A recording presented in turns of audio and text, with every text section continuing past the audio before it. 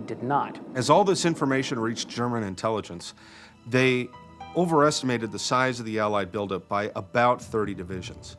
Part of this was due to the fact that the deception campaign worked very effectively, but also part of it was due to the fact that there was a long-standing policy within German intelligence circles to overestimate the size of the force threatening to invade France so that they could get Hitler to pay more attention to Western Europe and devote more resources over there to prevent an Allied lodgment on the continent.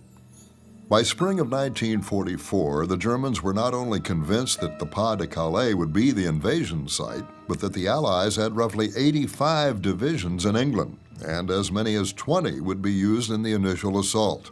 In reality, the Allies had less than 50 divisions total in the theater, and only 8 were slated for D-Day. It was a masterful execution of wartime deception, one that involved hundreds of agents, thousands of specialists, and even the Allied air forces. Day after day, Allied bombers pounded the French coast, and since such massive air attacks could obviously not be concealed from the German high command, the Allies used the attacks to perpetuate Fortitude South's deception plan. For every ton of bombs that landed in Normandy, 2 more tons of bombs hit the Pas-de-Calais area. A sustained pattern appeared to the Germans. The Allies were clearly softening up the Calais area, and the attacks in Normandy were simply a diversion.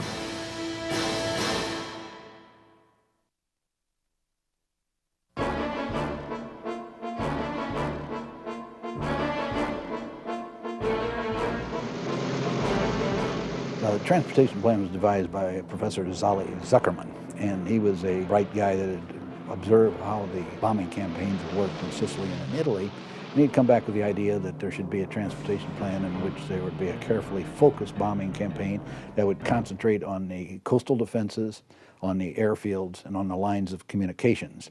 And he'd start bombing the lines of communication some 90 days before the invasion, start bombing the airfields 24 days before, and start bombing the invasion defenses the day before the invasion. The underlying goal of the transportation plan was to isolate the coming battlefield, and in early May, the full weight of Allied air power was unleashed. Every squadron in Europe got into the act. In the 9th Air Force, P-47 squadrons discovered they could drop a bridge with 2 or 3 well-placed bombs. Marauder outfits also hammered at vital bridges. Well, being a tactical aircraft, our targets were essentially anything that would hold up the Nazi capacity to move divisions, to move artillery, to move anything. And toward the end of the war, where the Germans had been able to move a division in a matter of a day or so, they couldn't move that division in 2 weeks. The RAF's Typhoon squadrons destroyed truck convoys, sniped at hidden tanks with rockets, and generally shot up any traffic they could find behind the beaches. 8th and 9th Air Force fighter pilots scoured the French countryside in their P-38s, P-51s, and P-47s, relentlessly attacking trains and their locomotives. We were sent out for a specific train that they knew was carrying important ammunition and so on to the front, and I was the only flight left with bombs by the time we spotted the train. But we managed to cut it in 2 and stop the train. The 8th Air Force pounded rail yards during the day, while Bomber Command attacked them at night. I was lucky enough to make the first mission over Germany on which correspondents were permitted. They sort of trained 5 of us from the various organizations to fly with them, and we flew with different units. On that very first raid, the New York Times fellow was killed, shot down in a Liberator. But we had the Luftwaffe with it for 2.5 hours. It was a long air battle. We lost 12 planes out of 57, a pretty heavy loss. And we had a lot of anti-aircraft. It was a very exciting day. By June 5th, fully half of all the rolling stock and locomotives in France had been destroyed. The Germans could move only 8 to 10 trains at a time on the shattered French rail network, and since a typical division needed about 3 or 4 trainloads of supplies a day in combat, the Allies had, for all intents and purposes, isolated the Normandy battlefield. Though German industry still produced vast quantities of war material despite the Allied strategic bombing campaign, the fact was the transportation plan destroyed Germany's ability to get that material to the Western Front. In Normandy, gasoline grew scarce, ammunition was in short supply, and just getting basic supplies to the troops became a serious problem. The transportation plan served a vital function, but the price was high. Over 12,000 Allied airmen died or went missing in the 9 weeks leading up to the invasion. In fact, more men died in the air in preparation for the landing than died on the beaches on June 6th. It was one of the great ironies of air power. Though it saved lives of countless infantrymen, it came at a high cost. As the campaign to isolate the Normandy area continued, aerial reconnaissance and reports from the French resistance indicated a redeployment of German troops from the Calais area to Normandy. These movements stemmed from Hitler's suspicions following an incident that had occurred in late April. On the night of April 28th, the 4th Infantry Division, slated to land at Utah on D-Day, was engaged in Operation Tiger, a practice assault at Slapton Sands. The 1st Engineer Special Brigade, which had the same job on Utah Beach that the 5th and 6th had on Omaha Beach, they were involved in the exercises, and some German E-boats got into some of the LSTs that were involved in that exercise. The torpedo boats were successful, and my brigade that night lost 653 men. There were some people there who were bigoted, and that they may have, drowned, and they wanted to be sure that they were drowned and they hadn't been captured by the E-boats. Everybody was forbidden to say anything about that. They didn't want to know how much damage they had caused. They brought in wounded that were just, bodies were stacked on an LCT and kind of like cordwood. When briefed about Slapton Sands, Hitler immediately noticed the similarity between that stretch of English coastline and the Normandy beaches. Could the Allies really be planning to hit Normandy? Despite all the evidence they had that Calais was the target, Hitler ordered some of the divisions around Calais to be redeployed to Normandy. The reports of that new division and its arrival in Normandy quickly made their way up through the ranks of Allied intelligence, so that later in the month of May, an intelligence report included the following words: "The recent trend of movement of German land forces toward the Cherbourg area tends to support the view that the Le Havre-Cherbourg area is regarded as the likely and perhaps even the main point of assault." So the Germans, after Slapton Sands, had every reason to suspect that a landing could take place at the beach we would ultimately call Utah. From Intel's perspective, the Allies were about to hit the beach against a prepared and waiting foe, and it was too late to change the plan.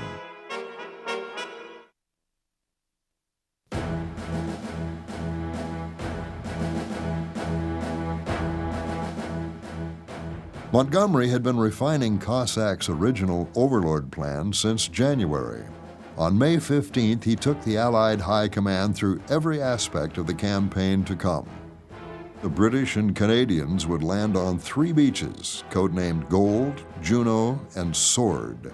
The Americans were slated for Utah Beach on the far right flank and Omaha to the left of Utah.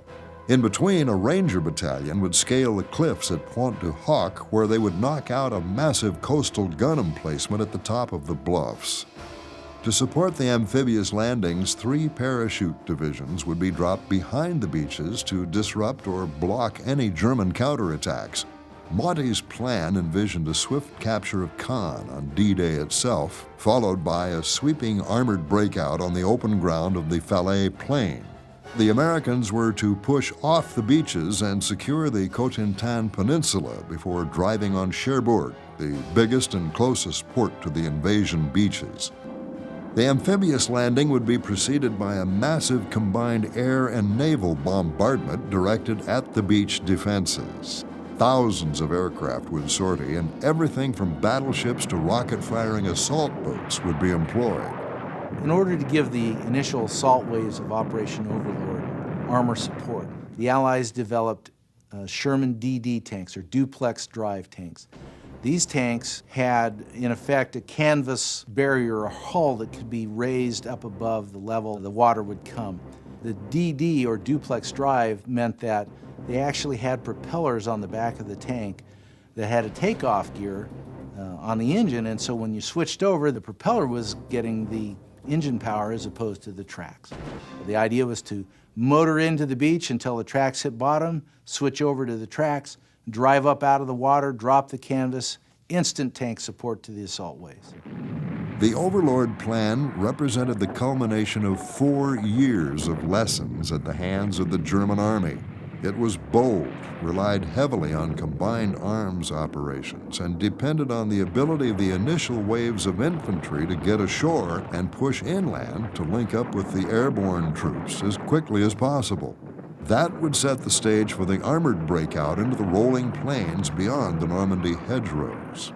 If all went well, the Allies could be in Germany by the end of 1944. The war might even end by Christmas. As the time for the invasion neared, all southern England was suddenly sealed off from the rest of the world. Security was really tight. We were put in a gated, fenced compound that wasn't too far from the base we were at, and you couldn't get out of there. I thought I was being put in a stockade, but I'd never been court-martialed or anything, so that's what it looked like, a barbed wire fence around them. About every 100 yards was a machine gun, and we knew anybody tried to climb that fence was going to get it. Everybody was going through those staging areas that we had built, and they were being put in there and then to be taken out. They'd put them in, take them out. They'd be loading them on the ship. They'd take them out and they'd bring them back. Nobody knew what was going on. When we got into the staging camps down near the ports where we were to disembark from, at that point we would have daily meetings with all of the infantry and the artillery and the signal people and engineers and all. And of course, then the information that it was of a bigoted nature got wider spread, but we were closeted in these camps. We couldn't go in and out of them once we went in. A week or two before D-Day, they come and told us that y'all guys are lucky. Prior to anybody went in, we were going to go into the beaches and fire on selected targets, and he was going to be in the first wave. So we all thanked them, for the compliments. I came back to company, and I had the job of teaching the officers what I had learned. So the only thing we didn't know was when. SHAEF planners had predicted that in early June, tide and moon conditions came together to give the Allies just what they were after: a full moon for the airborne drop and a low tide at dawn on the beaches. On May 30th, Eisenhower issued the code phrase Exercise +6, indicating the invasion would be 6 days hence. Monday, June 5th, would be D-Day.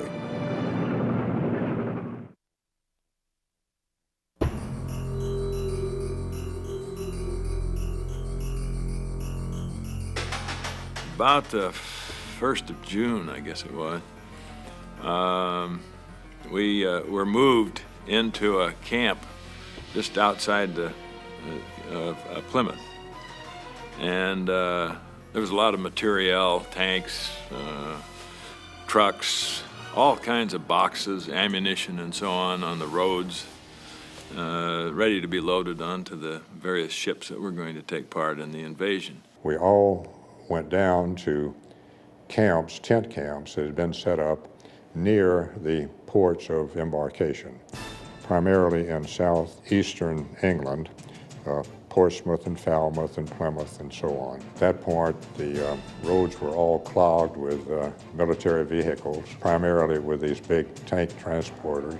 If you can imagine what meeting one of those big tank transporters is in a small English village, whereas it's taking up practically all of the road and buildings on each side, and you come head to head with one of those things with no notice. A week before the invasion, we left the camp and they put us on an airfield in the vicinity, and we stayed on that airfield for approximately 7 days. We didn't know where we were going at the time. Then they showed us maps of where we were going without the names. It was only 3 days actually before the invasion that we knew exactly where we were going, that it was going to be France and Normandy. We got word that a German unit had moved into the exact area where we were going to jump in Normandy. So the mission was changed and we were moved to the area around St. Mary-at-Least. And they had these tables that were mock-up things of Normandy that described these various areas that we were to attack. They neglected to tell us about the hedgerows. They neglected to tell us that we might be scattered. You know the general area for about 30 miles around. You know the nearest little towns or burgs. If you can remember everything, you're lucky. Embarkation of men and equipment took place simultaneously at 9 seaports along the southern and southwestern coasts of England. Our assignment was to load motor transports. They were the Liberty ships, but they had the British stevedores, and they were too slow because at 10 o'clock in the morning they'd yell tee up and they'd pull the lever bank and a big tank might be hanging over the hull ready to be lowered into the hull of the ship, but they'd scramble down and have to have their tea. As vehicles of all descriptions crept into the holds of LSTs and LCMs, assault boats ran a continuous shuttle service from the docks to the transports lying at anchor in the harbor. So much material was moving through the port that they had to get ships out of the port so that more ships could come in and load up this stuff, and along with other troops and so on. And we moved out into the channel and we just stayed there for, I've forgotten now, probably 2, 3, 4 days. The Port River was just crowded with like parked cars in a big car park, only it was just one landing craft after another all the way up the river. While Navy and Coast Guard crews made final preparations, the last of the ships were loaded to capacity. The time for departure from the English coast was finally at hand. We started off about 1 o'clock, 2:30, something at range. And when we got out in the water, it looked like you could walk from one boat to the other. As far as your eyes could see in any direction were landing crafts, transports, Navy ships, and it was the most awesome sight in the world. Even as the first ships of the invasion force put to sea, a storm front swept over the English Channel. Weather, the one element beyond the control of the Allied High Command, threatened the success of the invasion. Ike refused to risk disaster and postponed D-Day for at least 24 hours. The advance convoys of the fleet, already en route to Normandy, were ordered back. That was a rather harrowing 24 hours because it was really rough weather. Everyone was seasick before we even got to anywhere near the beaches. The weather was poor. A lot of people got sick, even on our ship. It was sitting not far from the harbor. But when we loaded the planes that first morning and then had to sit there for an hour, then pull out again, then we got deflated, and there was a lot of hard feelings over it. That was the sickest bunch of guys you ever saw, because everybody wanted to go. Lulled into a sense of security by the bad weather, German naval patrols on the English Channel were canceled. Rommel, convinced that the Allies would come on a high tide in good weather, decided to go home to Germany for a visit. Tuesday, June 6th, would be his wife's birthday. Early on the morning of June 5th, Eisenhower and his officers gathered for the morning weather conference. The situation looked hopeless, but Ike's senior weather officer predicted a small break in the storm for June 6th. Eisenhower knew that the next time the tidal conditions were going to be right would be in 2 weeks in the middle of June. And there was no guarantee that the weather was going to be good then. So he could either wait 2 weeks or roll the dice and go on June 6th. The first thing he did before he made the decision was he pulled his senior officers. And they split right down the middle. 3 wanted to go, 3 wanted to wait. The final decision was left to Ike. Quietly, he gave the order. Okay, let's go. Those 3 words unleashed the greatest military operation in history as almost 6,000 vessels streamed out of English ports destined for the Normandy coast. Southampton Harbor is about 20 miles inland from the island of Wight. And the night before the invasion took place, you could walk on ships clear out to the island of Wight by jumping from one ship to the other. You know, it's hard to explain what you feel because you're looking around, you see other ships with you, so you feel kind of fairly safe. The group I was with said we were going out to come back and attack England again. They had been doing that quite a bit. We stayed out overnight. The next morning, they began to get worried a little bit that we weren't attacking England.